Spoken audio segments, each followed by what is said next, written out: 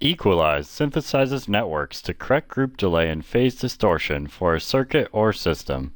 The equalization network is inserted after the system or circuit to correct group delay. Genesis includes an equalization example. To load this example, go to the Start page, open Example, go to Equalization, and click on shuntc.wsg. This example includes a bandpass filter with schematic and frequency response and group delay already displayed. Now we'll add the equalization. Go to New Item, Synthesis, and click on Equalization. Start it with the factory default values. Now you can see the equalized properties. These include the design to be equalized, the number of equalization sections in the network, the low and the high frequency limits, and the impedance of the equalization network. Ignore the error at the beginning, it'll go away when we synthesize the first circuit. Choose the high and low frequency limits for your bandwidth. In general, larger bandwidths will require more sections. This filter has a bandwidth from 55 to 85 MHz, which is 30 MHz total bandwidth. If we equalize 15 MHz, that's 50% of the bandwidth, which is a reasonable bandwidth to equalize.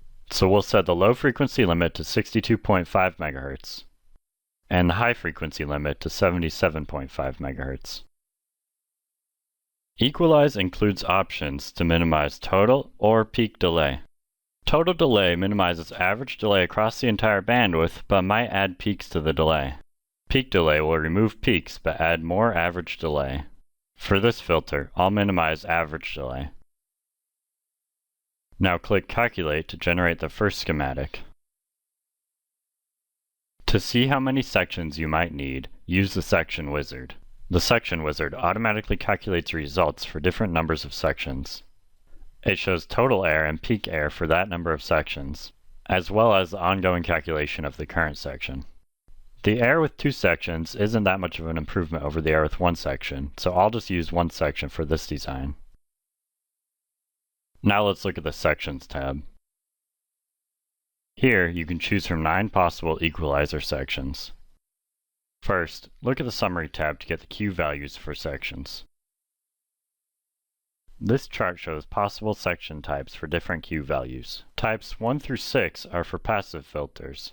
Types 1 through 4 can only work with Q values 1 or greater, while types 5 and 6 can work with any Q value.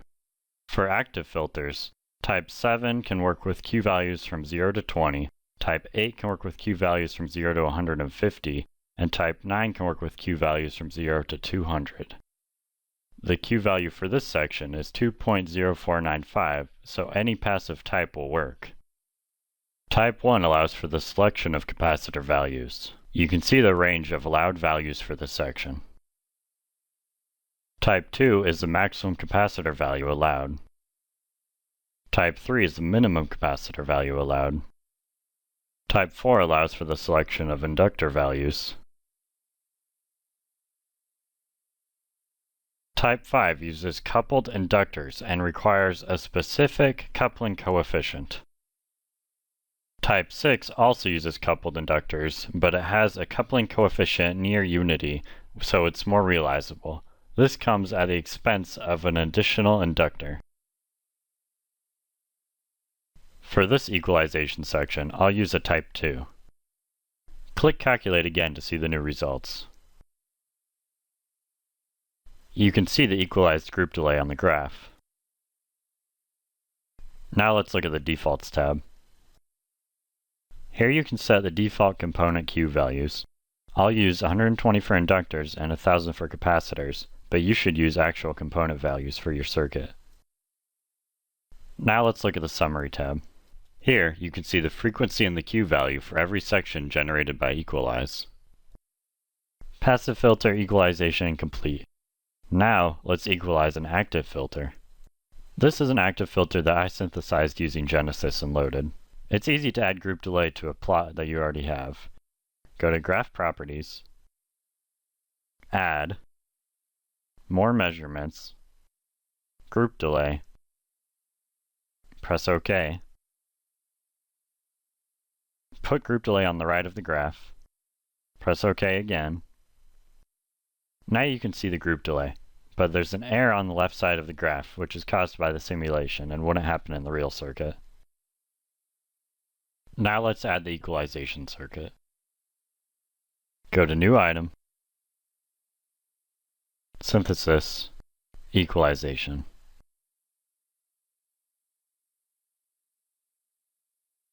I'll equalize from 150 to 175 kHz.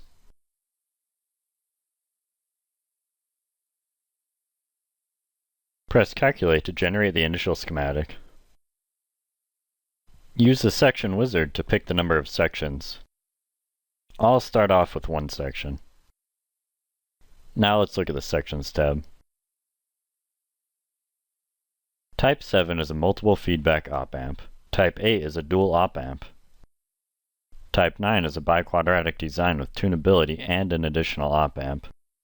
You can specify the component parameters that will be used by default in the design. Set this to realizable values. I'll use 1000 for resistors and 20 picofarads for the capacitor. Optionally, you can add gain to your design. This isn't very well equalized, so I'll add another section. I'll also set the second section to type 9. Fix the component values for the second section, and press Calculate to see the new results. Adding another section really helped the equalization. Now let's look at the Defaults tab. I've already set the component Q values, but you should set them if you haven't. Because this is an active equalizer, the op-amps have default values too.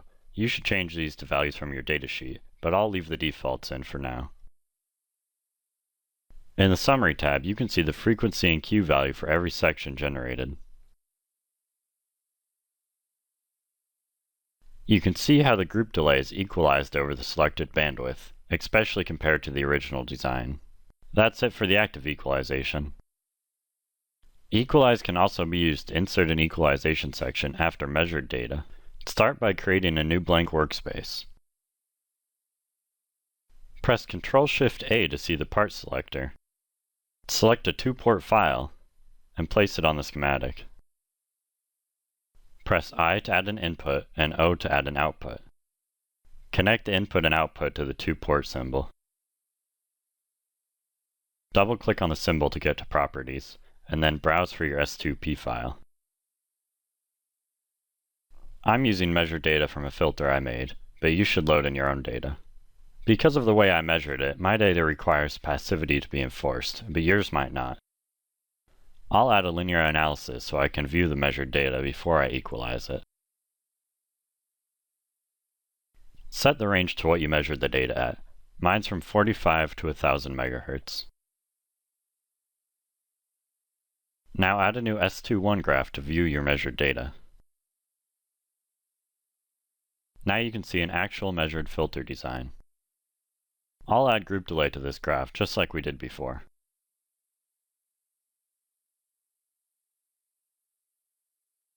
Now you can see the measured group delay of your filter design. Let's equalize that group delay by adding an equalization section in after the filter.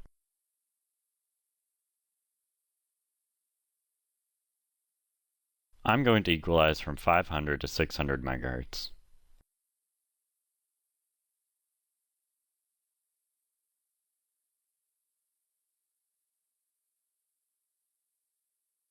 After looking at the section wizard, I think I'll need 3 sections for this wide of a bandwidth.